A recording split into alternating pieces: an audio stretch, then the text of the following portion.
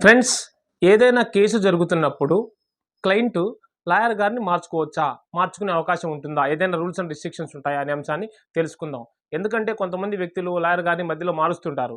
అయితే వాళ్ళ కేసు ఎంతవరకు వచ్చింది? ఏ స్టేజ్‌లో ఉంది? అనే అంశాలు కూడా తెలియపరచాలి. ఒకసారి లాయర్ గారికి కేసు ఇచ్చేటప్పుడు ఆయన 10 నిమిషాలో, అరగంట కూర్చొని మీ మాటలని విన్న తర్వాత ఎంతో కష్టపడి డ్రాఫ్ట్ తయారు చేసి 4, 5 రోజులు టైం పడుతుంది. దాంట్లో సెక్షన్స్ అన్నీ రాసి కోర్ట్‌లో సబ్మిట్ చేస్తారు జడ్జి గారి ముందు. కేసు కూడా రన్ చేస్తూ ఉంటారు. మధ్యలో అకస్మాత్తుగా ఎవరో ఏదో కారణాల వలన క్లయింట్ అడ్వకేట్ గారిని మార్చాలనుకున్నప్పుడు, అప్పుడు అడ్వకేట్‌తో చేసుకున్న ఒప్పందం ప్రకారం ఫీజులు చెల్లింపులు చేయాలి. అంతేకాకుండా అడ్వకేట్ గారి దగ్గర నుంచి, అదే లాయర్ గారి దగ్గర నుంచి నో అబ్జెక్షన్ సర్టిఫికేట్ తీసుకోవాలి. కేసు ఏ స్టేజ్‌లో ఉంది? ఎక్కడి వరకు వచ్చింది?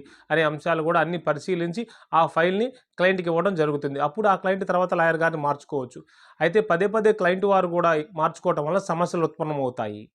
అంతేకాకుండా అడ్వకేట్ కూడా అంత ఈజీగా మార్చడానికి అవకాశం లేదు. అయితే కొన్ని ప్రత్యేక కారణాలు గాని, కొన్ని బలమైన కారణాలు చూపించి మాత్రమే లాయర్ గారిని మార్చుకునే అవకాశాలుంటాయి.